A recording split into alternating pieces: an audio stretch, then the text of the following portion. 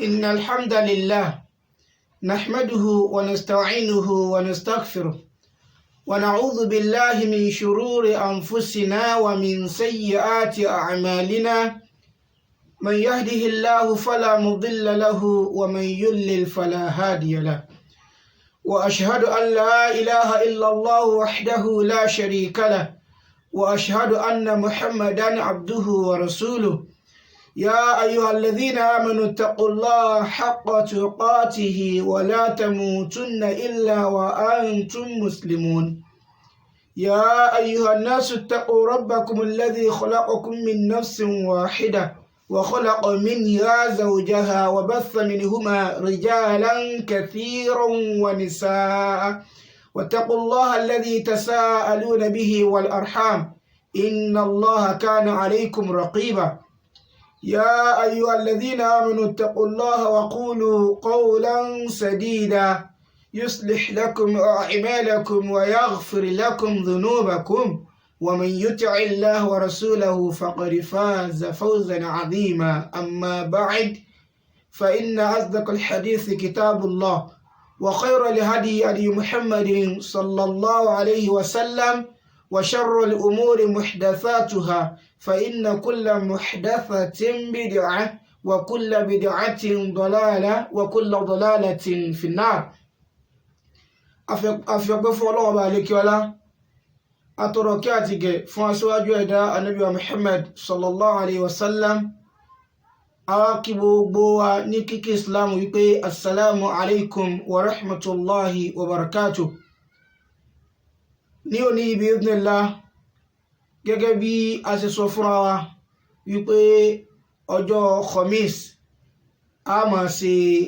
àlàyé fúnra wa nínú tírà Ummu Abdillah bintu Sheikh Muqbil bin Hadi al-Madkhali. Tírà yìí arábìnrin tí ó ṣe náà ni mo dárúkọ wọn yẹn, wọ́n pe orúkọ rẹ̀ ní nasihati linnisa ìmọ̀ràn mi fún àwọn obìnrin. Eléyìí wá ní ìmọ̀ràn alákọ̀ọ́kọ́ eléyìí tí Ummu Abdillah tí wọ́n gbé wá tán bẹ́bí ṣe ìmọ̀ràn fún ẹ̀yin tẹ́ jẹ́ obìnrin. Nínú àwọn ìmọ̀ràn tí wọ́n gbé wá, wọ́n fi alákọ̀ọ́kọ́ ṣe alhathu ala al-ikhlas wal muhafazati ala al-waqt. wọ́n pè ní ìtanijí, ìṣenilójú ọ̀yìn lórí pé kí ẹ̀yin obìnrin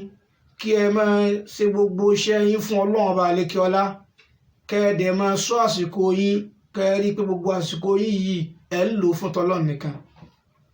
Kẹ́ ẹ jẹ́ kí ìkíláàsì wà nínú gbogbo bẹ́ẹ̀ sì máa lo àsìkò yín. Kẹ́ ẹ jẹ́ kó jẹ́ pé ẹ ní lo ìṣẹ́jú kan nínú àsìkò yín àyàfi kó jẹ́ sí wípé ẹ gbìyànjú ń bẹ̀ wípé ẹ ṣe ẹ fi rí ẹ̀san, ẹ fi sin Ọlọ́run Ọba àlékè ọlá ni. Eléyìí ni ìmọ̀ràn alákọ̀ọ́kọ́ tí Ummu Abdillah tí wọ́n fún ẹ̀yin tẹ́ ẹ jẹ́ obìnrin. Bó ṣe jẹ́ sí wípé wọ́n dojú ìmọ̀ràn yìí kọ ẹ̀yin obìnrin ni, ṣùgbọ́n gbogbo èèyàn náà ni ọ̀rọ̀ yìí ń bá wí. Kò sí ẹnìkan àyàfi kí gbogbo wa ká gbìyànjú ká má lo ìṣẹ́jú kan nínú àsìkò wa àfi ká rí pé a rí ẹ̀sìn ṣe níbẹ̀. Báyìí ni àwọn ẹni Ọlọ́run Ọba àlékè ọlá ṣe máa ń lo àsìkò wọn. Wọn ò ní gbà kí ìṣẹ́jú kan lọ nínú ìṣẹ̀mí wọn àyàfi kó jẹ́ sí pé nínú àníyàn wọn wọ́n mọ̀ yí pé àwọn fi dàníyàn páwọn fi ń sin lọ́ọ̀ ni. Bẹ́ẹ̀ ni yóò ya kálukú lẹ́nu pé bóò ni yóò ṣe máa lo gbogbo àsìkò èèyàn fẹ́ sìn in ló rọrùn jù. Gbogbo àsìkò rẹ o gbọ́dọ̀ ní pẹ́sìn ló fi ń ṣe, o gbọ́dọ̀ máa fi ṣe t'Ọlọ́run ni, o gbọ́dọ̀ máa fi wá ládàá. Má jẹ́ kásìkò kódà bó ń sùn lọ́dọ̀ Ọlọ́run ó máa kọ ẹ̀sìn lẹ̀ fún ọ ni tó bá ti gbọ́ ẹ̀kọ́ tí Ummu Abdillah tó fẹ́ kọ́ wa lónìí bi'idhnillah. Kò yẹ kí àsìkò kó lọ nínú àsìkò yẹn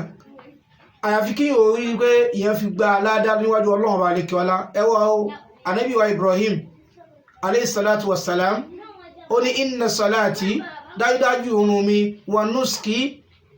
wa mahyaya wa mamati lillahi rabbil alamin. Ó ní ìrun mi ni o, ẹran pípa mi ni o, gbogbo ìṣẹ̀mí mi ni o, àti tí n bá kú náà Ọlọ́run Ọba àlékè ọlá mo fi ń sìn.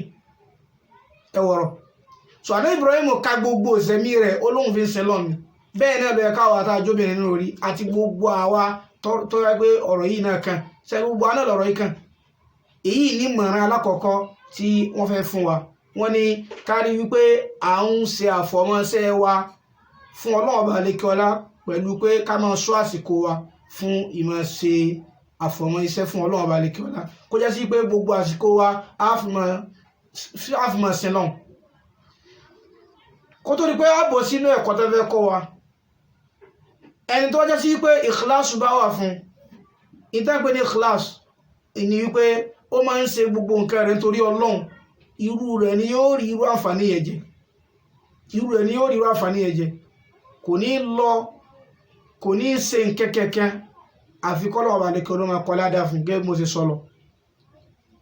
ọ̀nà wo wá ni ìyẹn fi máa ń rí ládàá níbi gbogbo àsìkò sẹ̀míyàn? ọ̀nà aláàkọ́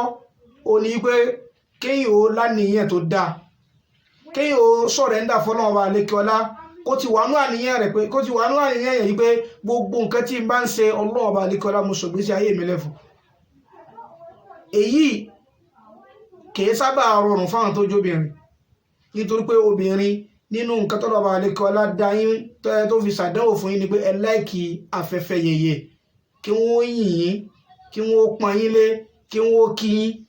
so ẹni tí báyìí ti ń ṣe afẹ́fẹ́ yẹ̀yẹ̀, tí ń fẹ́ kí wọ́n yìn òun, tí ń fẹ́ kí wọ́n pọ́n òun lé, irú ẹni báyìí ní tí bá ń ṣe báyìí kò ní máa jẹ́ torí Ọlọ́run mọ́, yóò máa jẹ́ torí kí wọ́n lè yìn ni. ẹ rí wípé nínú tóbi máa ń sá fún jù ní pé wọ́n máa ń sá fún sọ lẹ́nu pé mi ò lẹ́mọ̀jà sí léyìn wọ́n sọ wá lẹ́nu, ẹ̀mọ̀jà kódà kó jẹ́ pé nǹkan yẹn dáa, kó jẹ́ torí Ọlọ́run, nǹkan tí yẹn fi ń ṣẹ̀sìn ni, yóò máa wò pé yàlágbájá ládùúgbò wọ́n máa ṣe bákan látàmẹ́dò wọ́n máa. so ẹ rí pé obìnrin yìí máa ń fẹ́ nǹkan tí wọ́n bá yìn ni, kì í fẹ́ nǹkan tí ó bá kó ìnira bá, kódà kó jẹ́ pé lọ́dọ̀ Ọlọ́run Ọba àlékè ọlá yóò gbà ládàá. so ọ̀nà ẹyọ kẹ́sọ́ téèyàn fi lè rí ládàá gbogbo àsìkò rẹ̀ ó ní kó ṣe wípé ẹ máa láníyàn ní gbogbo àsìkò wípé gbogbo ìgbésí ayé yín Ọlọ́run Ọba àlékè ọlá lẹ sọ́lẹ̀ fún. gbogbo ń tẹ́bà wa máa ṣe ẹ wà máa rí pé àníyàn yín kò kúrò lórí pé torí Ọlọ́run náà lẹ fi ń ṣe. ẹ dáná fọ́kọ, ẹ rí pa àníyàn yín torí Ọlọ́run náà ni, ẹ gbà lẹ́nu ilé, ẹ rí pa àníyàn yín torí Ọlọ́run ni, ẹ tẹ̀wé ìdí fọ́kọ, ẹ rí pa àníyàn yín torí Ọlọ́run ni. ẹ̀yin náà wò, ẹlòmíì dáná Ramadan, ó dáná rẹ̀ látòkè délẹ̀, lọ́dọ̀ Ọlọ́run Ọba àlékè ọlá wọn ò sì ní fún ládàá ọ̀kan, nítorí pa àníyàn rẹ̀ kì í ṣe tó pé fi sin náà, ó kàn ń ṣe nítorí kọ́kọ́ rẹ̀ ó lè yé ni. ẹ wọ̀ ọ̀rọ̀ báwọn yẹn àfa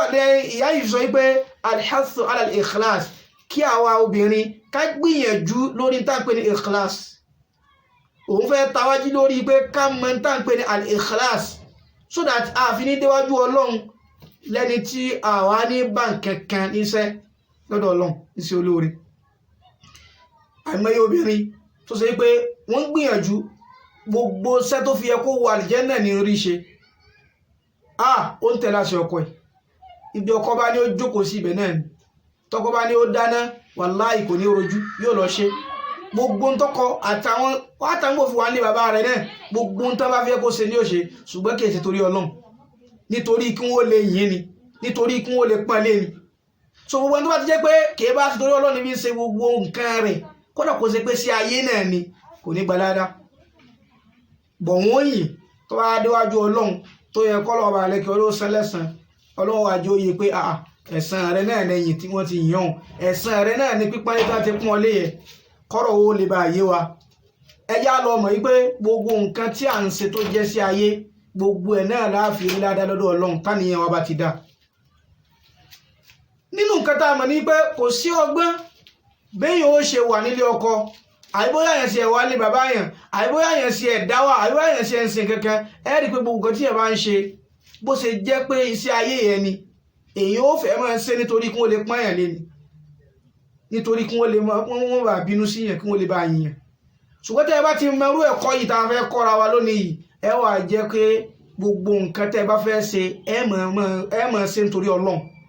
torí pé wàláhì tí obìnrin bá láníyàn tó dáa ni, kò yẹ kí àwọn ọkùnrin ó pọ̀ lálẹ́ náà jà àwọn obìnrin lọ, torí pé wọ́n ń gbìyànjú. ẹ wo obìnrin,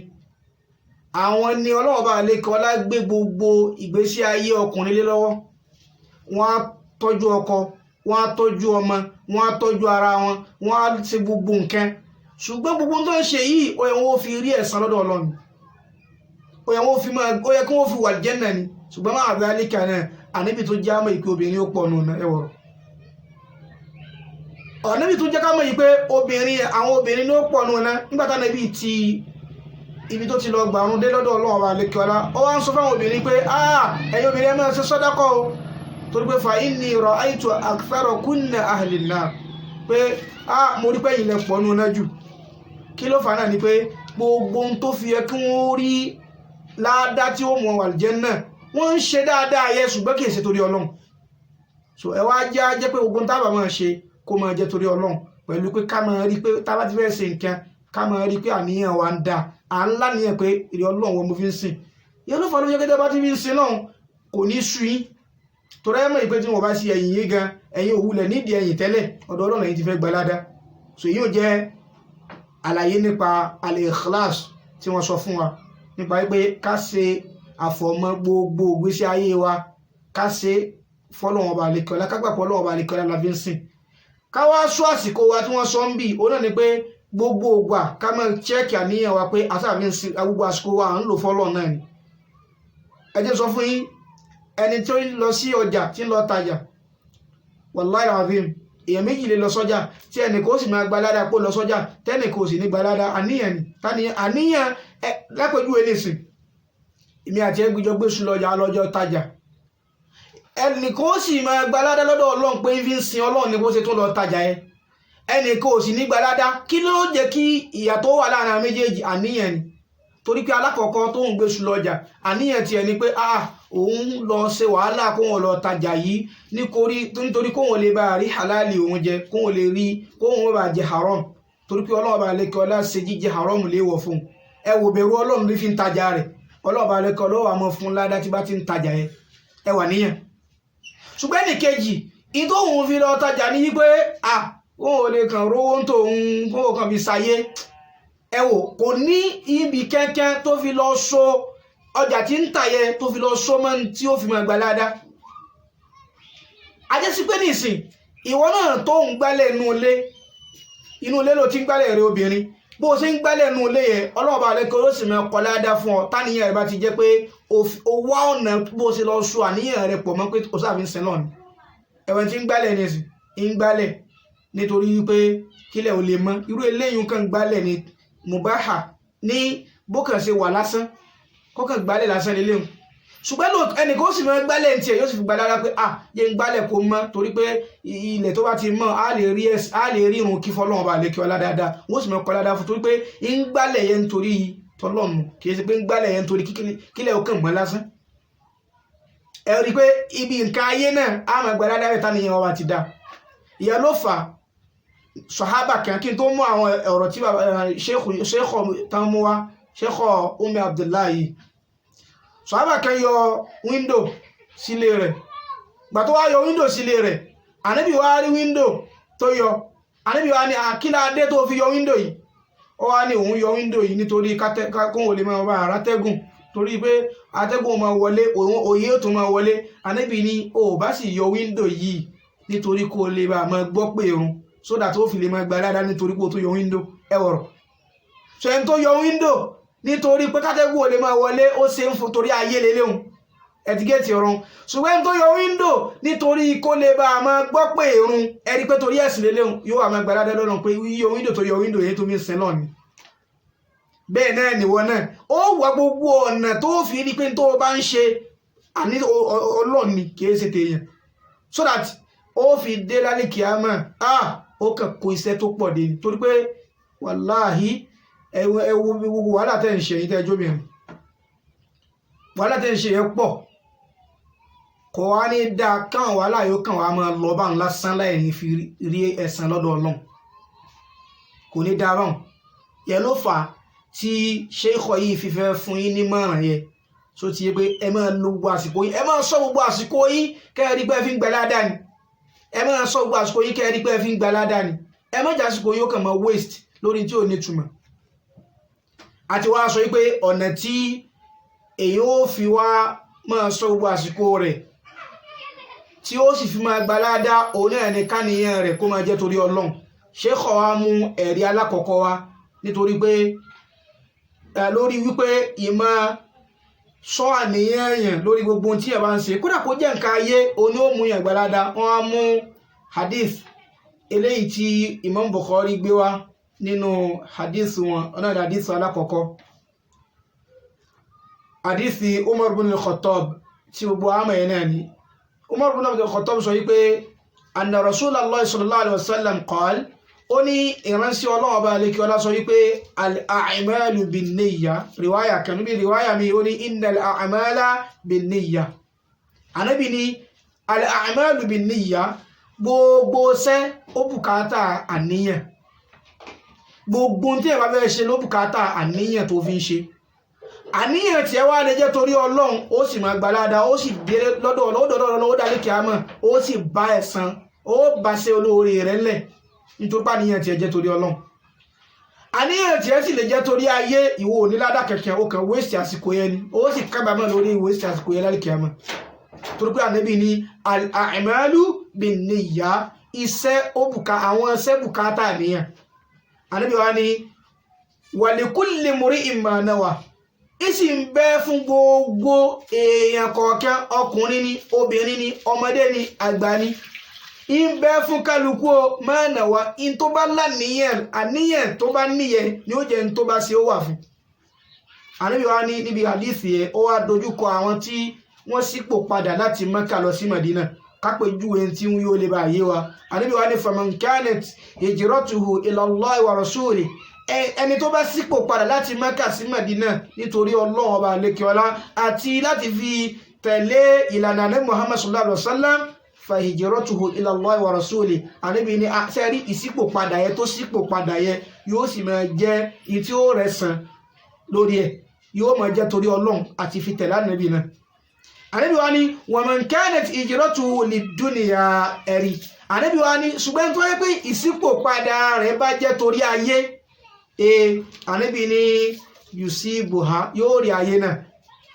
in tó torí ẹ̀ sípò padà yẹ tó jẹ́ torí ayé Ànábì ní yusibuha yóò rí aw imra'atin àbí tí èèyàn fi ń ṣe ẹni tí èèyàn fi sípò padà òun náà ni tó bá jẹ́ pé torí obìnrin yatazawwajuha Ànábì ní yóò róbì ẹfẹ́ fa hijratuhu ila ma hajara ilayhi ìjìrà rẹ̀ ó wà máa jẹ́ nítorí tó fi ṣe náà tẹ́ báwo ní ìsìn ẹ rí pé kí yóò sípò padà nǹkan ayé ni nítorí pé kò sí gbogbo wa náà níbìkan lè ṣú táàfẹ́ máa lọ bòmí àìmọye ẹni tí wọ́n bí lọ́yọ̀ọ́ tó kó wá Kàdúná kí ló fà tó fi kó wá Kàdúná tó wá jẹ́ pé torí Ọlọ́run ni yóò sì gbà dáadáa pé ó kàn kúrò ní Ọ̀yọ́ wá sí Kàdúná àìsímọye ẹni tó fi Èkó lẹ̀ tó padà síbàdàn sẹ́ẹ̀rí pé in tó ṣe yìí nǹkan tó tọ́ ni ká kúrò nílùú kan ká padà sílùú kan nǹkan ayé ni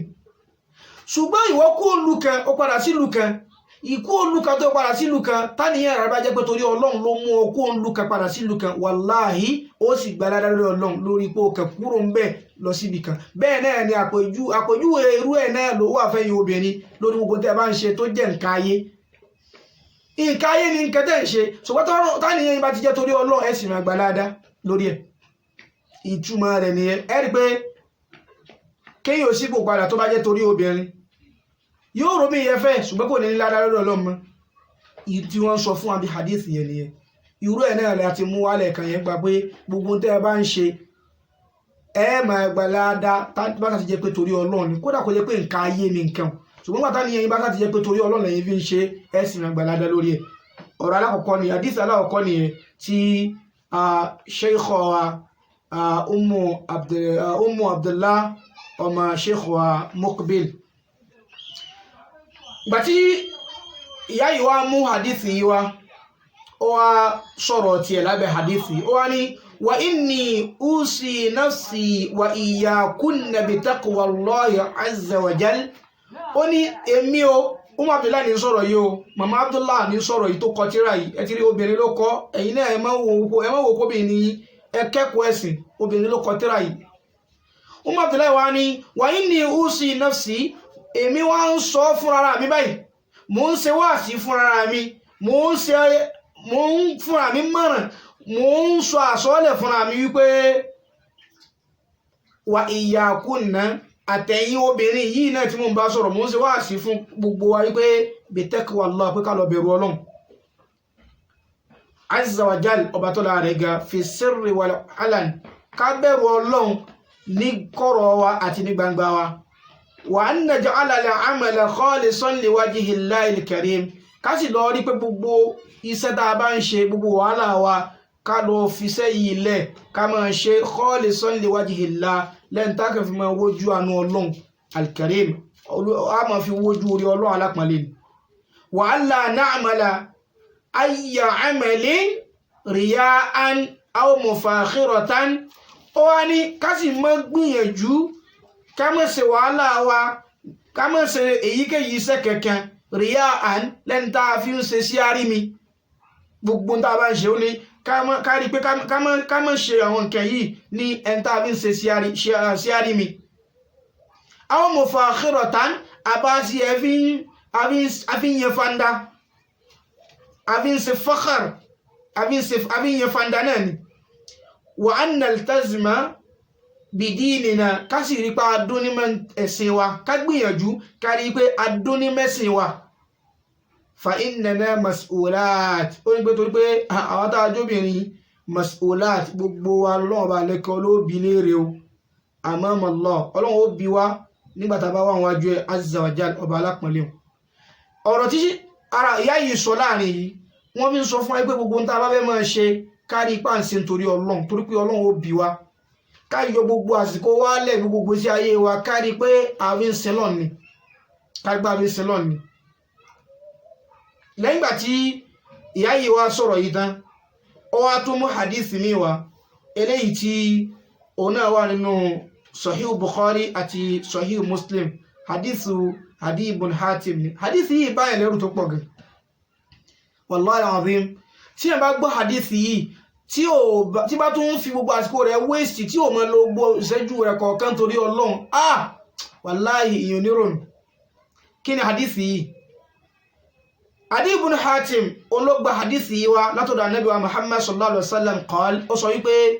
qala Rasulullah sallallahu alaihi wasallam ó ní ìránṣẹ́ Ọlọ́run ẹni Ọlọ́run wà lékè ọlá ránṣẹ́ ó sọ báyìí sallallahu alaihi wasallam wípé ma minkum ahadun illa sayukallimuhu rabbuhu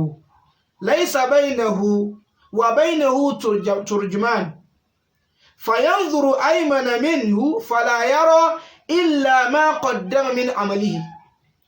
wa yanzuru ash'ama minhu fala yara illa ma qaddam وينظر بين يديه فلا يرى إلا النار تلقاء وجهه فاتقوا النار ولو بشق تمرة أو حديثي أني أكبر جاجين تشوفوها حديث ابن حاتم ولا النبي صلى الله عليه وسلم يقول ما منكم أحد kò sí ẹnìkan nínú ẹ̀yin èèyàn tí a rí àdìsí kìí ṣe èyí obìnrin nìkan ni ń bá wí gbogbo wa ni ṣùgbọ́n arábìnrin yìí tó kọ tírà yìí ẹ̀yin obìnrin ló lóun fẹ́ fún nímọ̀ràn tó ṣe tírà lè lórí náà nasihati lin-nisa ó ní ìmọ̀ràn mi fún àwọn obìnrin ẹ̀yin obìnrin ní fún mọ̀ràn ó wá sọ àdìsí yìí wá wà níbi àníbi wá ní ma minkum ahadun ẹnìkankan yìí ò ní wà o ẹnìkankan yìí ò ní wà illa sayukallimuhu rabbuhu àfikọ́lọ́ ọba àlekọ́ ló bá sọ̀rọ̀ ẹnìkankan yìí ò ní wà àfikọ́lọ́ ọba àlekọ́ lá kó bá sọ̀rọ̀ laysa baynahu wa baynahu turjuman ìgbà wo ni Ọlọ́run bá sọ̀rọ̀ yìí lálẹ́kì amánu pé ní lọ níwájú Ọlọ́run àfikọ́lọ́ ọba àlekọ́ ló dá yín dúró kó bá yín rojọ́ kó bá yín sọ̀rọ̀ Ànábì wa ń sọ bí àdífì pé laysa baynahu wa baynahu turjuman láàrin Ọlọ́run ọba àlekẹ́ ọlá àti ìwọ tọ́lọ́run ọba àlekẹ́ ọlá ń bá sọ̀rọ̀ kò ní sí òǹgbìfọ̀ láàrin yín kò ní sí ẹni tí ó máa interpret tí ó máa tú èdè kan sí èdè tó gbọ́ ilé Ọlọ́run ọba àlekẹ́ ọlá ó lò fún ọ ìtí àdífì yẹn sọ ni pé ẹnì kankan nù wa o a ní lọ́wọ́jú Ọlọ́run ọba àlekẹ́ ọlá àyàfi kọ́lọ́run ọba àlekẹ́ ọlá ó dá wa dó pé ọ̀rọ̀ wà bóòlù ṣe lùgbésí ayé rẹ̀ Ànábì wa sọ wípé ṣùgbọ́n nígbà tó lọ́wọ́ balẹ̀ kọ́lọ́mọ bá sọ̀rọ̀ yìí laysa baynahu wa baynahu turjuman kò ní sí òǹgbìfọ̀ láàrin wa láàrin àwa àtọ́lọ́hun kò ní sẹ́ni tí ó sẹ̀ máa rọ fún wa pé ntọ́lọ́hun wí ni èdè tó gbọ́ yín náà lọ́lọ́hun fi ni ó lò fún fayanzur aymana minhu fala yara illa ma qaddam. Ànábì ní ẹni yìí ńgbà tó lọ́ba àlekọ́lá bá ti wá dá dúró ìpè ọ̀rọ̀ wa ẹni yóò wo ẹgbẹ́ ọ̀tún ẹ̀ yóò wo ẹgbẹ́ ọ̀tún rẹ̀ tó bá ti wá wẹ́gbẹ́ ọ̀tún rẹ̀ yóò kàn rí àwọn nǹkan tó pọ̀ ní kí wá ní nǹkan náà illa ma qaddam gbogbo nítorí yóò ju tó gbégbé sí ayé rẹ̀ lọ ní tó gbégbé sí ayé rẹ̀ ṣe ìní àwọn nǹkan tí ó rí lẹ́gbẹ́ ọ̀tún ẹ̀ níjọ́ tẹ́lómi ń tayò níjọ́ tẹ́lómi ń ta káàdì níjọ́ tẹ́lómi tí ń wo fíìmù tí ń tẹ fóònù tí ń ṣe gbogbo gbésí ayé rẹ̀ gbogbo ẹ̀ yóò kàn rí lẹ́gbẹ́ ọ̀tún ẹ̀ iṣẹ́ eré rẹ̀ iṣẹ́ ẹbú rẹ̀ ìjọ tí ń ṣòfófó ìjọ tí ń parọ́ gbogbo gbésí ayé rẹ̀ yóò kàn rí lẹ́gbẹ́ ọ̀tún ẹ̀ kò ní rí kankan lẹ́gbẹ́ ọ̀tún ẹ̀ ju àwọn tó gbégbèsí ayé ẹ̀ lọ sí tó gbégbèsí ayé ẹ̀ ṣe lọ. wayanzur ash'ama minhu fala yara illa ma qaddam yóò tún wá wo ẹgbẹ́ òsì rẹ̀ yóò tún rá àwọn ẹsẹ̀ rẹ̀ náà gbogbo tó gbégbèsí ayé rẹ̀ sí náà ni ó tún rí mẹ́. Ànábì wa ní wayanzur bayna yadayhi ó ti wo ọ̀tún ó ti rí gbogbo tó lo ìgbésí ayé ẹ̀ fún ó ti rí lọ́tún ẹ̀ ó tún wo òsì rẹ̀ ó ti rí gbogbo tó fi ìgbésí ayé rẹ̀ ṣe ó ti rí lósì rẹ̀ náà. Ànábì ní wayanzur bayna yadayhi yóò bá tún wo wájú ẹ̀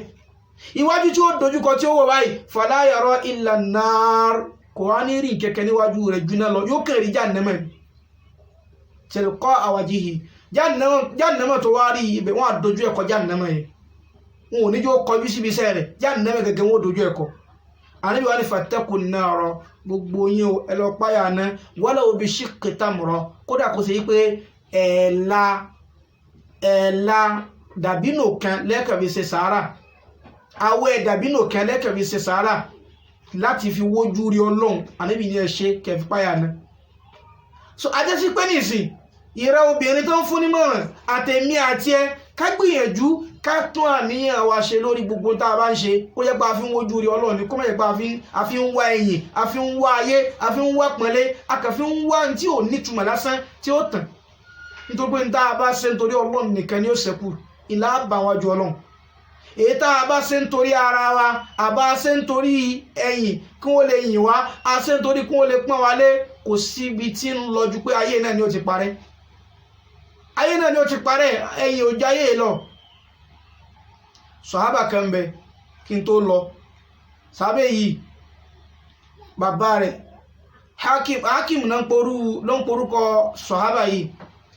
bàbá rẹ̀ kó tó rí pé Islam dé bàbá rẹ̀ wà nínú àwọn wọ́n gbé àdísì mú sọ yìí ó wà nínú tírà Imam Bukhari yìí kìí ṣe Sahih Bukhari wọn ó wà nínú Adabul Mufrad Imam Bukhari. Hakim yìí bàbá rẹ̀ kó tó di wípé Islam dé ni bàbá rẹ̀ ti kú ṣùgbọ́n bàbá rẹ̀ yìí ó jẹ́yàn tó dáa ó jẹ́yàn rẹ̀ kò sí ẹni tó ròyìn bàbá yìí láburú rí kódà àwọn Lárúbáwá tún ní òwe wọ́n tún ní àṣà wọ́n tún ní ọ̀rọ̀ tó máa ń sọ ń gba bàbá yìí ibi tí bàbá yìí dáadé kí ni bàbá yìí máa ń ṣe tó fi dáa ó ní pé ìmọ̀ ń ṣe sàdákọ̀ kódà tí bàbá yìí bá rí pé yẹn wà nínú ìṣòro bàbá yìí ó gbìyànjú pé òun rí pé òun mú ẹni yìí kúrò nínú ìṣòro yóò gbìyànjú pé òun rí pé òun mú ẹni yìí kúrò nínú ìṣòro èyàn jẹ gbèsè kò wá rí gbèsè san tí bàbá yìí bá yìí gbọ́ yóò yà tán tó bá níni yóò lọ bá san gbèsè ẹwọ tó da ẹwọ sẹ́rẹ̀ kódà hátà lọ́jọ́ kan bẹ bàbá yìí ń lọ gbà tí wọ́n ń lọ ó wá débì kan ló bá rí arákùnrin kan wọ́n dè mọ́lẹ̀ kí ló ṣe tán fi dè mọ́lẹ̀ ó jẹ gbèsè kò rówó san ìgbà tí ò wá rówó san àwọn tó wá jẹ lówó làwọn bá dè mọ́lẹ̀ pé lónìí yìí nígbà táwọn fámìlì rí ò bá rí ọ wọ́n wọ káàkiri wọ́n fi mọ̀ká ti dè ọmọlẹ̀ táwọn sì rí ọkọ̀ àdè ọmọlẹ̀ wọ́n lè bá kó wa wá lọ́lọ́run bá ní kí bàbá yóò kọjá gbà tí bàbá yóò wá kọjá ló bá rí wọn kí ló dé tẹ́ dé èèyàn mọ́lẹ̀ báyìí náà bá ní kí ni òde àló jẹ wá lówó gbà tó wá jẹ wá lówó gbà tó wá jẹ yín lówó ńkọ́ ó dà ẹ̀mọ́ tẹ́ẹ̀sì màá bá sanwó ẹ̀ ibi tí àbá yìí dáadé ó ní màá bá sanwó yẹ àwọn ní kò sí wàhálà tó bá ti bá san kò sí problem ó ní ẹ túlẹ̀ màá bá sanwó yẹ náà bá túlẹ̀ nígbà wọn túlẹ̀ tán wá ní bàbá ẹ kó wà ó ní ẹ̀mọ́ tó ṣẹlẹ̀ ní pé ẹ fòun lẹ̀ kó òun máa lọlé ṣùgbọ́n ẹ dé òun padà ẹ dé òun máa yè tẹ dé òun ẹ dé mọ́bẹ̀ ẹ dé òun máa yè òun ẹ fòun lẹ̀ kó máa lọ ẹ dé òun mọ́lẹ̀ tóun a ṣe á dé ọmọ lẹ̀ sí wọ́n ló jẹ wá lówó ni ó ní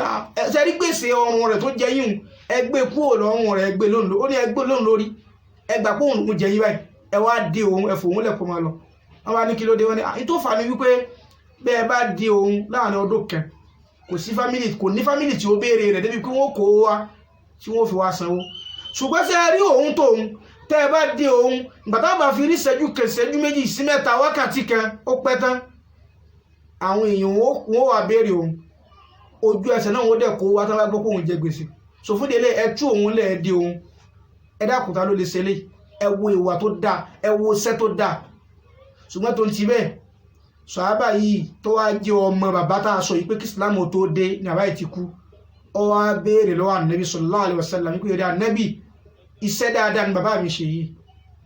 kódà sàhábà yìí tó wá sọ wá níbi pé kódà àwọn lárúbáwá gbogbo èèyàn ló máa ń ròyìn bàbá òun dáadáa pé iṣẹ́ dáadáa bàbá òun ṣe pé ìbò ni bàbá òun wà ṣé àlìjẹ́nnà ni àbíná ànábì ni bàbá rẹ̀ ń bẹ́ẹ̀ nù ná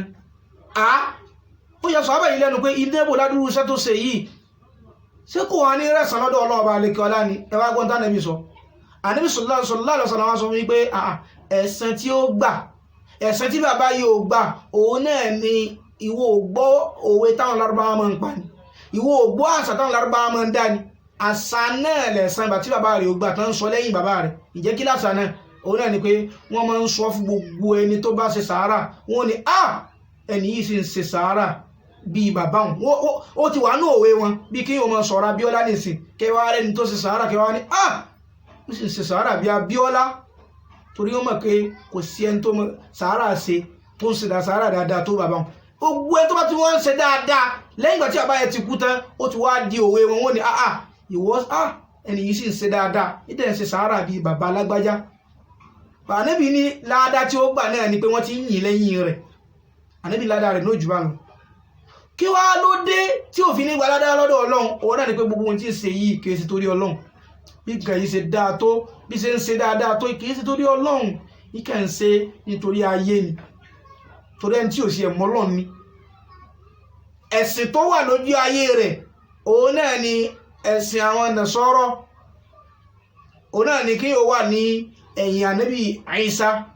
kí yóò jọmọ lẹ́yìn ànábì Ìsá tàbí àwọn kí yóò wà lẹ́wọ̀n kí yóò jọmọ lẹ́yìn ànábì Mùsá kò sí lórí kankan méjèèjì ẹbọ ní í ṣe kò mọ́lọ́n kò kẹ́kọ̀ọ́ ẹ̀sìn gbà tó fi wà lójú ayé kí Islam kó tó dé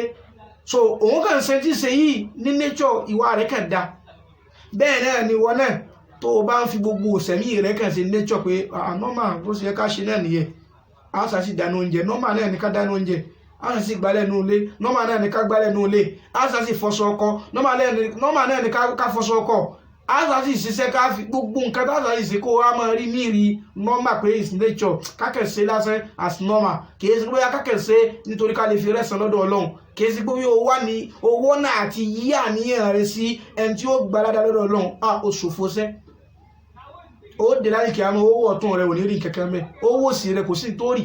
ó kàn wá wájú ó lọ rí náà nígbà tó o ti láníyàn tó da gbogbo tó o bá gbégbé sí ayé ṣe tó yẹ kó o gbalada lọ́dọ̀ Ọlọ́run o ti waste ẹ̀ nígbàtá ni yóò bá ti dá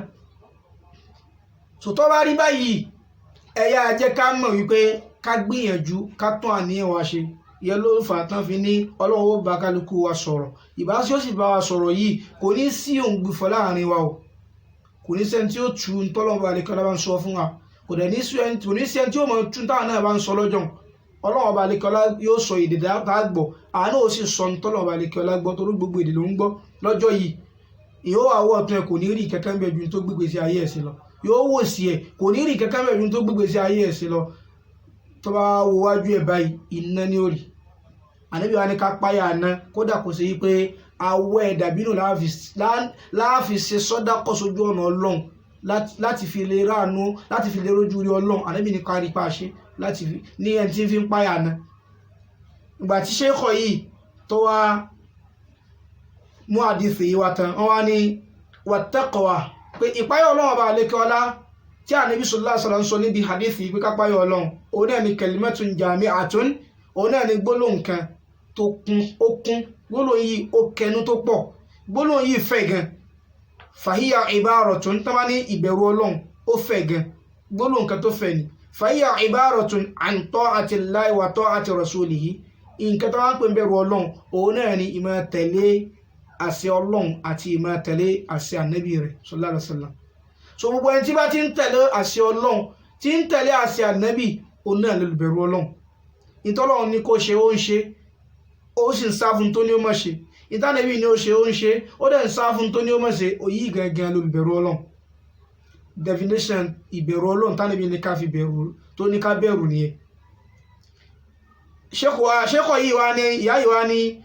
wallahu azza wa jal kásì lọ mọ̀ ẹ̀yin tẹ́ jóbìnrin ẹ̀yin náà ní fún mọ̀ràn lọ yìí o. Bó ṣe rí pé mọ̀ràn ti ń fún yín àwa ọkùnrin náà ń ṣàǹfààní ń bẹ torí pé gbogbo wa náà ni mọ̀ràn yìí wúlò fún. Ó kàn dojú ẹ̀kọ́ ẹ̀yin obìnrin nìkan lásán ni. Ó ní wallahu azza wa jal Ọlọ́run ọba àlékẹ́ ọlátọ́lá rẹ̀ ga ọba bíi ọba tó gbọngbọ́n lam yakhluqna abathan kò kàn dá wa lásán ẹ̀yin obìnrin ó ní kẹ́ ẹ lọ mọ̀ báyìí.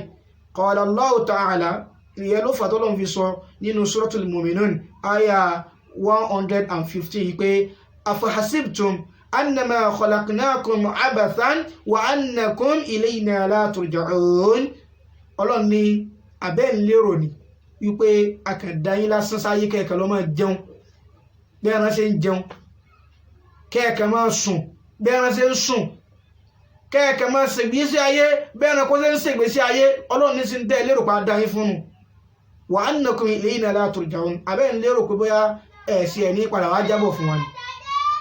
Ṣé ń lérò pé ẹ̀sì ẹ̀ ní padà wá jábọ̀ fún wa ni. Wa qala ta'ala ṣékọ̀ tún ní ọlọ́ọ̀bà alẹ́kọ́lá tún sọ nínú suratul Dukhan aya 38 sí 39 wípé wa ma khalaqna as-samawati wal arda wa ma baynahuma la'ibin. Ọlọ́ọ̀bà alẹ́kọ́lá ní ìdá àwọn sánmà ìsìdá àwọn ilẹ̀ àti tí ń bẹ láàrin méjèèjì ní tèrè o kìí sí mo dá wọn fèrè lásán kìí ṣeré ni mo dá yín fún.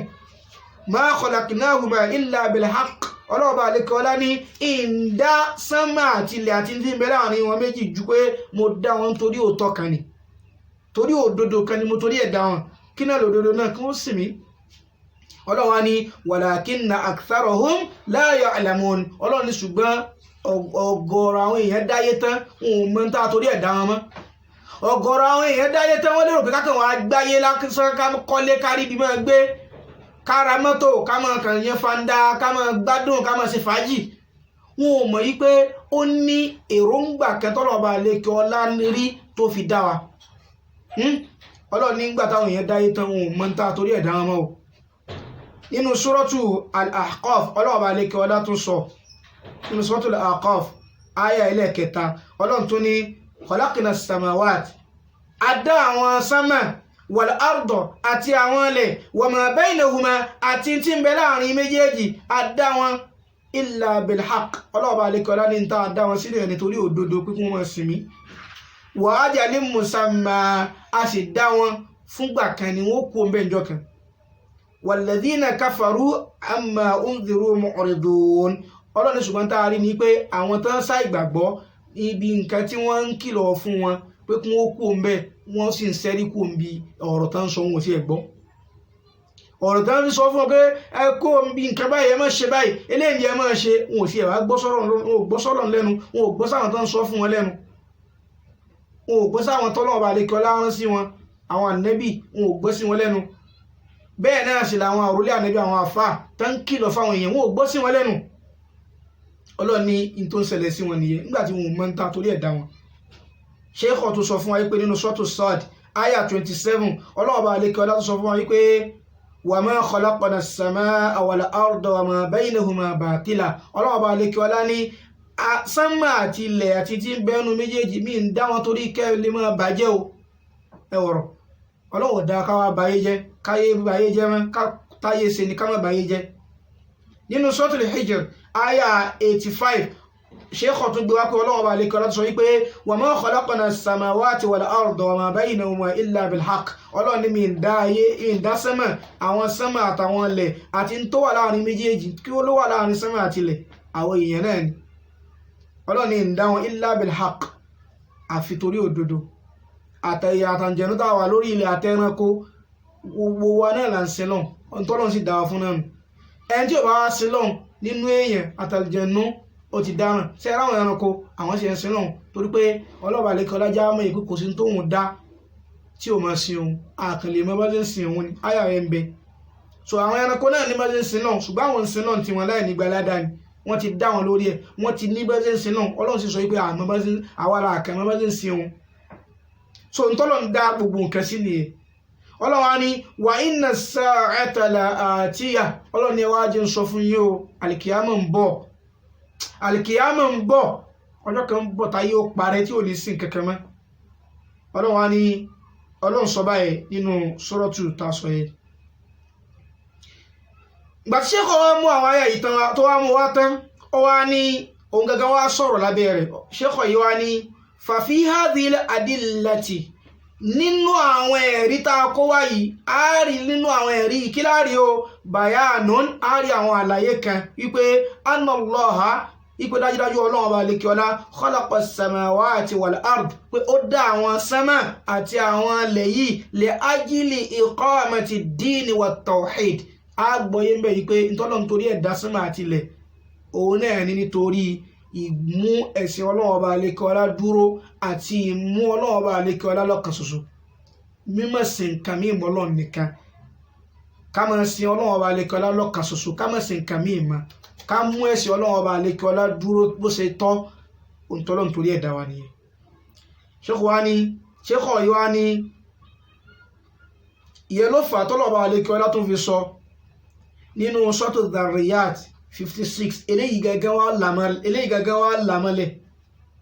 àyà yìí gangan wá lántọ́lọ̀ nítorí ẹ̀dá wa ó lámọ́lẹ̀ kí náà ni Ọlọ́run ní wa ma khalaqtul jinna wal insa illa liya'budun Ọlọ́run ní àwọn àlìjẹ̀nú bá ṣe pọ̀ tóun àtàwọn èèyàn Ọlọ́run bá lè kọ́lá ní nítorí nǹkan mí ìdá wọn ju pé kí wọ́n wá máa sìn mí ẹwọ̀rọ̀ a jẹ́ pé nítorí wọn bá lè kọ́lá torí ẹ̀dá wa ó náà lẹ̀sìn ṣékọ̀ wá ní wal ibada nítorí wọn bá lè kọ́lá ní káwá fi mọ́ pé òun ò dá wa àfi torí ìjọsìn ẹ̀wọ̀n tó yọ lóun ò dá wa fún nǹkan mí òun dá wa nítorí ìjọsìn ni ṣékọ̀ wá fẹ́ sàlàyé ìjọsìn fún wa ṣékọ̀ wá ní wal ibada ìjọsìn tọ́lọ̀ bá lè kọ́lá torí ẹ̀dá wa fi lugha nínú èdè tamani kí ni túmọ̀ rẹ̀ nínú èdè wa èdè Yorùbá àbí èdè míì náà àbí nínú èdè Lárúbáwá òun náà ni al-khudu'u wa dhillah òun náà ni al-khudu'u kéyìn ó tẹ̀ fọ́lọ́n khudu'u yẹn ni pé kéyìn ó tẹríba fọ́lọ́n kéyìn ó sọ̀rẹ́ńdà fọ́lọ́n wa dhillu kéyìn ó yẹpẹrẹ ara ẹ̀ fọ́lọ́n pé ìjẹ́ kankan ìtumọ̀ ìjọsìn nìyẹn èrè Ọlọ́run mo sọ̀rọ̀ àmì ilẹ̀ fún ìjẹ́ kankan yuqal ṣékọ̀ ni wọ́n tún máa ń sọ wípé tariqun mu'abbad ìtàn pè ní ẹ̀sìn òun náà ni ọ̀nà tá a bá fi ń sin lọ́hùn ayé mudallal ọ̀nà tá a bá fi yẹpẹrẹ wa fọ́lọ́hùn tá a fi ń sin lọ́hùn ìtàn pè ní ìjọsìn lédè nìyẹn ṣékọ̀ wá ní wa fil istilah ṣùgbọ́n ìtàn pè lẹ́sìn nínú bá ṣe ń lò gẹ́gẹ́ àgbékalẹ̀ àwọn ẹlẹ́kọ̀ọ́ bá ṣe gbé kalẹ̀ nípa ìtumọ̀ ẹ̀sìn òun náà ni ọ̀rọ̀ tí Sheikhul Islam tí wọ́n sọ nínú tírà àwọn tán pè ní al-Ubudiyya tírà Sheikhu kan bẹ̀ ápọ̀ wọn ní Sheikhul Islam Ibn Taymiyyah wọ́n sì tírà kan wọ́n porúkọ tírà yẹn ní al-Ubudiyya ọ̀rọ̀ tí Sheikhu yìí sọ ń bẹ̀ nípa ìjọsìn òun ni ọ̀rọ̀ táwọn onímọ̀ wọn ń lò nípa ìtumọ̀ ìjọsìn ìtumọ̀ ọ̀rọ̀ yẹn náà ni pé bí annaha pé ìdánpẹ̀ níjọsìn òun ni pé ismun jami'an òun náà ni orúkọ kan jami'an tó kó tó pọ̀ sínú kí wá láwọn nǹkan tó kó sínú lima yuhibbuhullah fún gbogbo ntọ́lọ̀ọba àlekọ́lá bá fẹ́ wa yarda àti ntọ́lọ̀ọba àlekọ́lá bá yọ́nú sí minal aqwal nínú àwọn ọ̀rọ̀ tá à ń sọ lẹ́nu wal a'mal àti àwọn iṣẹ́ tá a bá ń ṣe lẹ́yìn tá à ń fara ṣe al-zahira èyí tá à ń ṣe ní gbangba wal batina àbí tá à ń ṣe ní kọ̀rọ̀ ṣékọ̀ ní ìtumọ̀ ìjọsìn tán torí ẹ̀dẹ́mi àti ẹnìyẹn ìyẹn ló fà tọ́lọ̀ọba àlekọ́lá tó sọ nínú suratul mulki ayẹlẹ́ kejì pé alladhi khalaqal mauta pé òun Ọlọ́run lòun dá ikú òun Ọlọ́run lòun dá kíkú wal hayata òun náà sì lòun dá ká máa sẹ̀mí kí wá ló mú òun ṣe méjèèjì liyabluwakum Ọlọ́run ni mo fẹ́ yẹ̀ yín wò ní ayyukum ahsanu amala kí n fi mèwó nínú yín ní ó ṣe dáadáa wa huwa al-azizul ghafur Ọlọ́run ọba àlekọ́lá yìí òun sì lọ́ba bíi òun lọ́ba aláforíjì ṣékọ̀ tó wá sọ ọ̀rọ̀ tí wọ́n lábí ayá yìí pé wa ka'annana khuliqna lid-dunya ó wá dà lónìí pé wọ́n dá wa nítorí ayé ni táwọn èèyàn ó wá dà lónìí ibi tó wá ọ̀rọ̀ ẹ̀sìn ọ̀rọ̀ ìgbésí ayé wa ó wá rí lọ́dọ̀ wa lónìí àfi bí ìgbà pé wọ́n dá wa nítorí ayé wàlélà ákìlì àbí wọ́n sì wá dá wa fún kákan wá jẹun wà ṣùrbì àbí tí wọ́n sì wá dá wa sí ni kákan wá mú láyé wàláhàù àbí wọ́n kẹ̀ dá wa fún káwá ṣeré láyé ni fanahanu lam nakum bima yuriduhu Allahu minna táwa tá a jóbìnrin ẹ̀yin tẹ́ jóbìnrin tí ṣékọ̀ fún mọ́ àtàwọn ọkùnrin náà táwọn ṣàǹfààní nínú ọ̀rọ̀ ìmọ̀ràn ṣékọ̀ yìí táwa ní wá dúró táà ní gbé ẹ̀sìn ọlọ́run ọba àlekọ́lá tọ́lọ́run ọba àlekọ́lá fẹ́ lọ́dọ̀ wa táwa ní gbé dúró ṣé n tán torí ẹ̀dá wa nù táwa ní mẹ́sìn dáadáa ṣékọ̀ wa ní báàlì àbíkáṣẹ́ sọ pé nuhur fi diddihi nuhurulu fi diddihi táwa máa mú ìdàkejì ẹ̀sìn wa táà ní mú ẹ̀sìn gangan wa fala tulihina dunya fa innal umra qasirun jiddan ṣé kọ́ wá fún yín nímọ̀ràn pé ẹ má jẹ́ káyé ó tàn wá jẹ o ẹ má jẹ́ káyé ó sẹ́ wa kúrò ẹ má jẹ́ káyé ó sẹ́rí wa kúrò níbi tọ́lọ̀ bá lè kọ́lá dá wa sí tó torí ẹ̀ dá wa fa innal umra qasirun ṣé kò nítorí pé ọjọ́ orí ó kéré gan tí ẹ máa ń lò nínú ayé ọjọ́ orí yẹ kéré gan pé ọjọ́ orí yẹ ó kéré gan sheikh wa mú wá ní walaqad ahsana man qal wá ní ẹni tó sọ̀rọ̀ yìí ó ti sọ̀rọ̀ dáadáa o ẹnìkan bẹ ó kọ orin kan sheikh wa mú pé ẹni yìí ti sọ̀rọ̀ tó dáa kí wá náà ni ó ní ẹni yìí sọ pé al-umru aqsaru muddatan من أن يضيع في الحساب فاغتنموا ساعاته فمرورها شر سحاب فمرورها مر السحاب ẹgbọ́n bá ṣe kọrin yìí àfọ́lórin tó ṣékọ̀ yìí mú wa ó ní al-umru aqsaru muddatan min an yudayya fil hisab فاغتنموا ساعاته فمرورها مر السحاب kí ni túmọ̀ rẹ̀ ó náà ni pé al-umru àfọ́ olórin yìí ni pé ọjọ́ orí tẹ́rí ẹ aqsaru muddatan pé ó kéré gan àsìkò tó kéré ni ìsẹ̀mítà ń lò min an yudayya fil hisab káwá kan wá lọ wéṣì ó kéré gẹjú kákan wá mọ wéṣì rẹ lọ níbi ìṣirò níbi bá a ṣe ń lò kákan wá mọ wéṣì ọjọ́ orí wa lọ ó ní ọjọ́ orí wa kéré ju ká mọ wéṣì ẹ lọ ó wá lẹ́yìn ìgbà tó wá sọ̀rọ̀ yìí tó wá ní faghtanimu sa'atihi ó nítorí náà kó o yá ṣe kí ni o kó o yá rọrọ̀ kó o rí àǹfààní nínú àwọn àsìkò tí ń bẹ́nu ọjọ́ orí rẹ̀ famururuha marra sahab kó wá jẹ́ kásìkò rẹ̀ yìí ọjọ́ orí rẹ̀ yìí yóò máa lọ ní marra sahab bí ojú ọjọ́ kurukuru bí ṣe máa ń lọ tí máa ń tètè ń yára lọ tètè ìwọ náà rí pé òun lò sẹ́mi rẹ̀ bó ṣe yẹ. sheikh wa ní bal dunya nafsuha qasiratun jiddan pé bẹ́ẹ̀ náà sì ní ká lọ mọ̀ pé ayé gangan fún rẹ̀ kìí ṣe pọ́jú orí wa nìkan ayé gangan fúnra rẹ̀ qasiratun jiddan òun náà kúrú gan ọwọ́ mú ó láyé gangan fún rẹ̀ gàbá dáyà tàbá yàtọ̀ sí pé à ń sọ̀rọ̀ ọjọ́ orí ẹnì kọ̀ọ̀kan ó ní ayé gan fún rẹ̀ ó kúrú ọwọ́ mú àyà tó wà nínú sọ́tẹ̀ hadidi àyà 20 àyà number 20 ó mú wá olólùwà balẹ̀ kọ́lá sọ wípé اعلموا أنما الحياة الدنيا لعب ولهو وزينة وتفاخر بينكم وتكاثر في الأموال والأولاد كمثل غيث أعجب الكفار نباته ثم يهيج فتراه مصفرا ثم يكون حطاما وفي الآخرة عذاب شديد ومغفرة من الله ورضوان وما الحياة الدنيا إلا متاع الغرور. Sheikh ọmọ ayà yìí wá ó ní ọlọ́run bá lẹ́kọ̀ọ́ lọ́wọ́ sọ wípé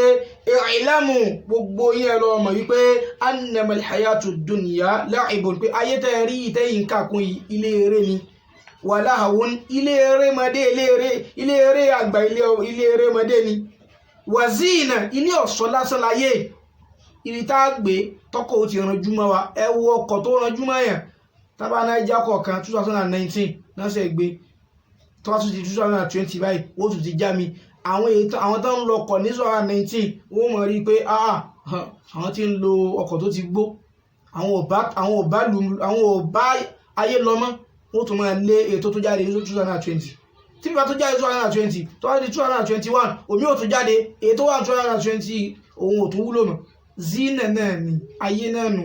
bẹ́ẹ̀ bá ṣe wulẹ̀ kọ́lé tó bó ṣe wulẹ̀ fáìn tó tẹ́ ẹ ná gbogbo owó sí tó sẹ́yìn ìjọba ti kó débẹ̀ àbíjọ́ ẹ ti kẹ́sì ẹ̀ tó kó débẹ̀ gẹ́gẹ́ ìjọ ti parí ilé òun ìjọ yẹn náà nílé yóò ti máa dínkù ọ̀sán ni ìjọ náà yóò ti máa dínkù ilé tẹ́ ẹ kọ́ dáadáa lánàá tó wù yín yẹn tó bá ti di ìjọ ẹ ti ń parí ẹ̀ ti parí ẹ̀ báyìí ìjọ náà nílé yóò ti máa lálébù bí ó ṣe wá máa lálébù nù títí ilé yóò fi ní dáa tó tẹ́wàá máa fi pìtàn pé wàlá ẹwọ fọ́tò lè gbà fi parí ẹwọ bó ṣe dáa tó báyé ṣe rí nù ọ̀ṣọ́ ni tí ò wúlò ọ̀ṣọ́ yẹ sì ní ìmọ̀ tàyẹn ni ọlọ́run ní ọ̀ṣọ́ láyé watafakhurun bainakum ayé ìtókàn wà fún náà ní kẹ́kẹ́ fi máa ṣe fáńdá ìgbésí ayé tí ìgbésí ayé òjú kí ọkàn máa fi ṣe yànràn láàrin ara yín lọ watakathurun fil amwal ayé òjú kẹ́kẹ́ lẹ́ máa fi lọ máa pọ̀ kẹ́kẹ́ lọ́ máa wá bẹ́ẹ̀ ṣe pọ̀ nínú dúkìá wal aulad bẹ́ẹ̀ ṣe bímọ tó pọ̀ ayé ti ń jáyé náà jù bá ń lọ ọlọ́run ní kàmásálì gọ́ ìsìn ayé wa dàbí èsùjò àjábàlì kò fààrọ̀ ó dàbí èsùjò tó jọ àwọn àgbẹ̀ tó jọ àgbẹ̀ lójú ayé dàbí èsùjò tó jọ àgbẹ̀ àwọn àgbẹ̀ tó jọ wọn lójú bá ṣe rí tó jò sú ayé òjò bá ń lọ sẹ́ẹ̀mọ̀ tó jò bá sú ní ìsinú àgbẹ̀ ó dùn pé alhamdulillah òjò ti sú òjò yóò rọ̀ tó báyìí ti rọ̀ báyìí yóò doko so àgbàdo owó ta ẹ̀gẹ́ owó ṣe so ọlọ́run á ní ayé tá à ń sọ yìí àpèjúwe ẹ̀ dàbí èsùjò tó jọ àgbẹ̀ lójú ìgbà tó wá jọ ajábàlì kò fárọ̀ nabatuhu ẹ̀sùjò yìí ayé dàbí ẹ̀sùjò tó sú ìgbà tó wá sú rírọ̀ tó wá rọ̀ èso tó wá jáde látara pójò rọ̀ sí ibi oko téèyàn dá èso yìí ò wá jọ àgbẹ̀ lójú ayé òjú bá ń lọ thumma yahiju ṣùgbọ́n tó bá ti wá yá èso tó jọ àgbẹ̀ lójú tó mú rọ̀ tójò rọ̀ tó méso yìí dá tó inú àgbẹ̀ fi ń dùn yìí thumma yahiju fatarahu musfarran tó bá padà yá yóò wá máa rí èso tó jáde níbi orí oko látara òjò tó rọ̀ yóò máa rí ní tí ó padà pọ́n tó bá padà yá thumma yakunu hutaman tó bá ti pọ́n bíbàjẹ́ lókù ẹ rí i pé tí ọsàn bá wà lórí igi tójò bá rọ̀ ọsàn ó so tọ́sàn bá so tó bá padà yá yóò pọ́n sẹ́rí lẹ́yìn pípọ́n tẹ́ ẹ̀ bá tètè ka kí ni ó ṣe yóò máa bàjẹ́ ọlọ́run ní bá pèjú ayé sì jẹ́nu àpèjú ayé nù ọlọ́run á ní wa fil akhirati adhabun shadidun ẹni bá lu ayé rárá dá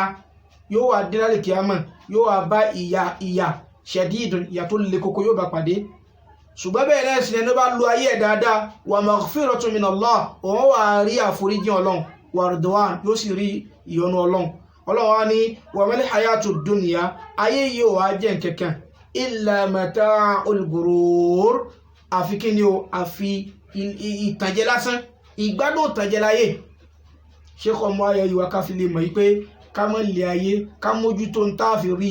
ọlọ́run ọba lè táàfi rójú rí ọlọ́run ni ṣé kọ́ tún mú àyà tó wà nínú Suratul Kahf àyà 45 wọ́n tún mú wá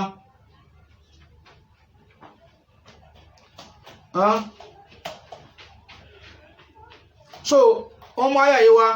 wọ́n ní ọlọ́ọ̀bá lẹ́kọ̀ọ́lá ní wadrib lahum mathalal hayati dunya kama'in anzalnahu minas samaa'i fakhtalata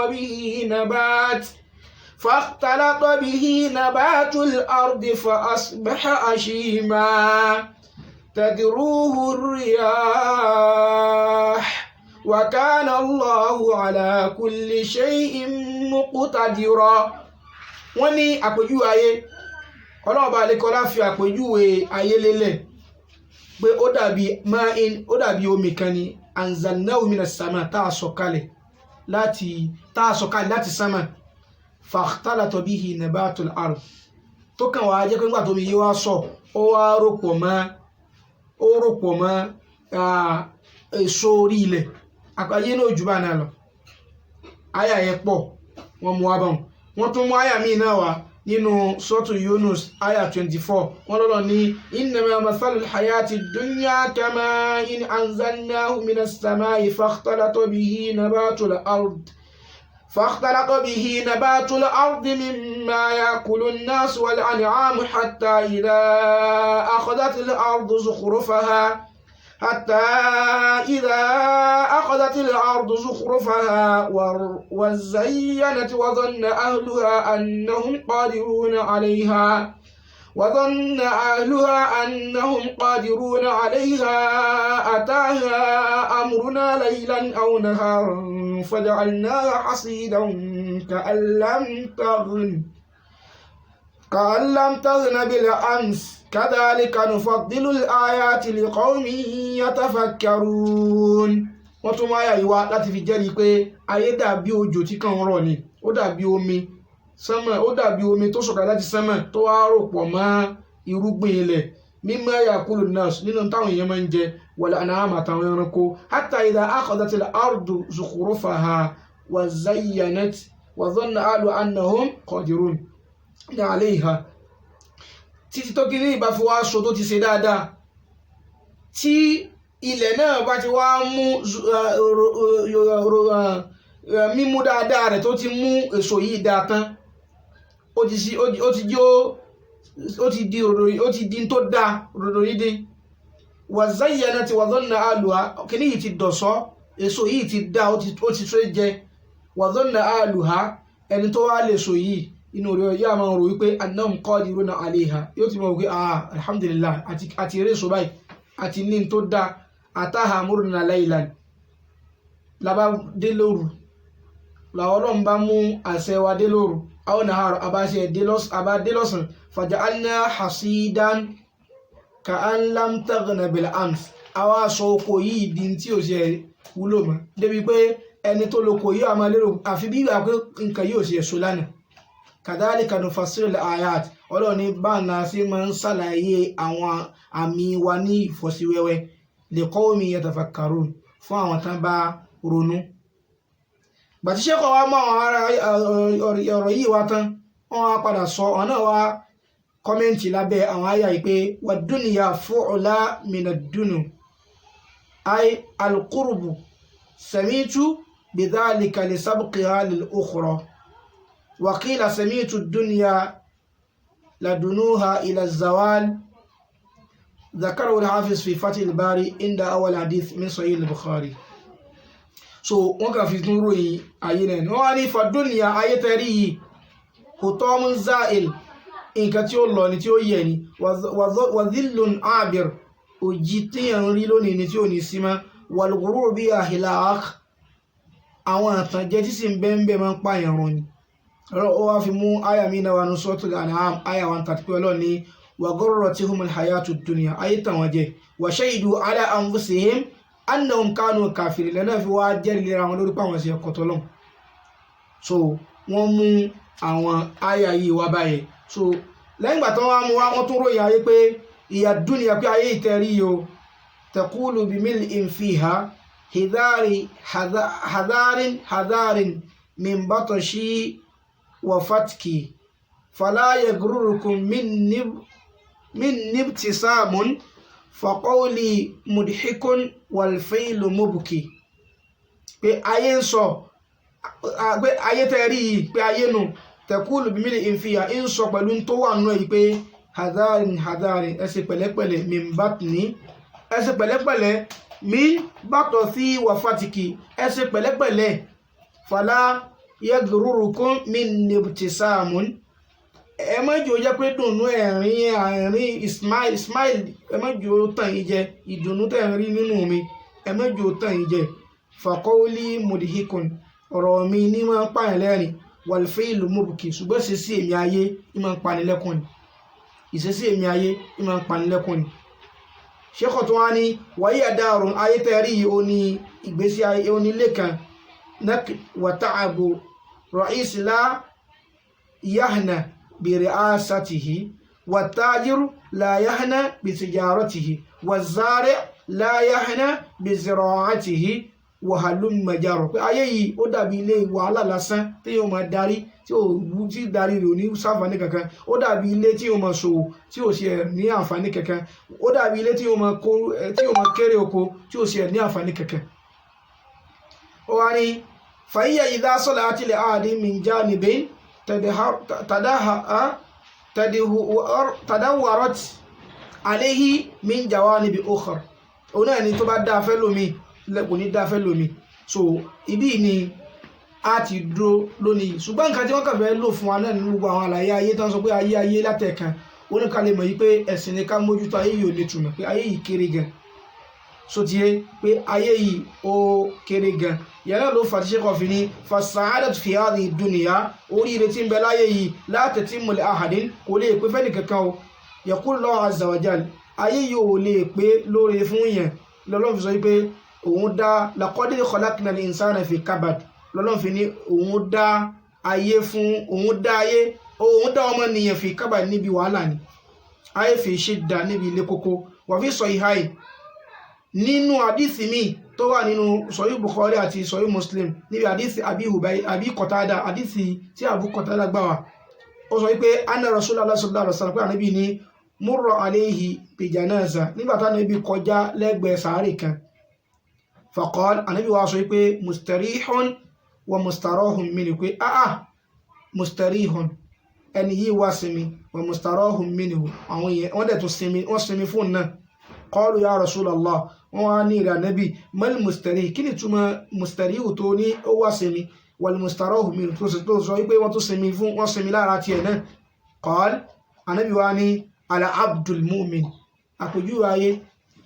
tó fi jẹ́ pé tó bá kú ó rí sinmi ànábì wá ní àpèjú rẹ̀ ní pé ó dàbí ẹrú kan tó jẹ́ olùgbàgbọ́ òdodo yastarihun ẹni tó bá jẹ́ ẹrú tó jẹ́ olùgbàgbọ́ òdodo yastarihun yóò lọ sinmi ní tó bá kú min nasabi dunya níbi wàhálà ayé wa adhaha àti bí ìnira ayé ila rahmatillah yóò sinmi kú mi wàhálà ayé ìnira ayé lọ sí ibi àánú Ọlọ́run wala abdul fajir ẹwà rẹ̀ rúbú tó bá jẹ́ pò kí èèyàn tó jẹ́ kèfèrí yastarihu minhu wọ́n sinmi lára ti ẹni àwọn owó al-ibad àwọn èèyàn tó ń bẹ láyé àwọn ẹrúsìn Ọlọ́run tí ń bẹ láyé wọ́n sinmi lára kèfèrí ni wal-bilad ìlú náà tó jáwọn ìlú Ọlọ́run sinmi lára kèfèrí ni wash-shajaru igi tí ń bẹ lórílẹ̀ ayé wọ́n sinmi lára kèfèrí ni wad-dawab àtàwọn ẹranko àwọn náà sinmi lára kèfèrí ni. so àpèjúwe ayé kò jù báyìí lọ. so inshallah ẹ jẹ́ ká dúró báyìí ní òní ká máa tẹ̀síwájú báyìí ní ọ̀sẹ̀ tí ń bọ̀ ní ibi tí a bá dé yìí. tá a bá wò dáadáa á rí wípé ẹ̀yin tẹ́ ẹjọ́ obìnrin náà fún nímọ̀ràn ṣùgbọ́n jẹ́ ń tó kú wa náà sínú. abẹ́lẹ́ wọn bá Alékeọlá ìyá tó kọ tírà kọ́lọ̀ bá Alékeọlá kó bá wa san lẹ́san dáadáa. bàbá náà tó jẹ́ àbá wọn Sheikh Muqbil kọ́lọ̀ bá Alékeọlá kó bá wa kẹ́ wọn. àwa náà tí à ń gbé ọ̀rọ̀ yìí yẹ̀ wò láti fi kọ́ra wa lẹ́kọ̀ọ́ àtẹ̀yìndẹ̀ ń gbọ́ mi kọ́lọ̀ bá Alékeọlá kó jẹ́ kí a bá ní inú òṣùwọ̀n sẹ́ẹ̀rẹ̀ wa lálùkìyámà kó mọ̀ yà sí lásán kó jẹ́ pé torí ẹ̀ láfi ṣe. Allahumma waffiqna wa jami' al-mustaghilin lil-amali wa jami' al-mustaghilin lil-amali wa li-qawli. Ọlọ́run bá Alékeọlá à ń bí ọ̀pẹ́ kó fi wá ṣe kóńgẹ́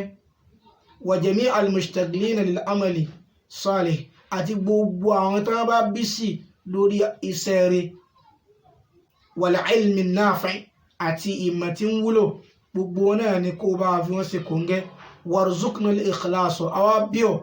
kó rọ̀ wá lọ́rọ̀ ìṣeṣẹ́ nítorí rẹ̀ ní kọ̀kọ̀ wa àti ní gbangba wa warzuqna al-ikhlas fi jami' a'malina àbíọ̀ kó rọ̀ wá lọ́rọ̀ kó ṣe rísíkù kálẹ̀ máa ṣe gbogbo tá a bá ń ṣe torí rẹ̀ nìkan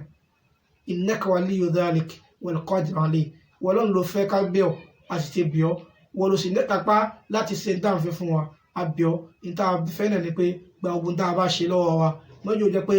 a kàn wá wáyé táwa dé ọ̀dọ̀ rẹ padà lẹ́yìn tí ó wà kábàámọ̀ wáyé wa. subhanaka allahumma wa bihamdik ashhadu an la ilaha illa ant astaghfiruka wa atubu ilayk. assalamu alaykum wa rahmatullahi wa barakatuh.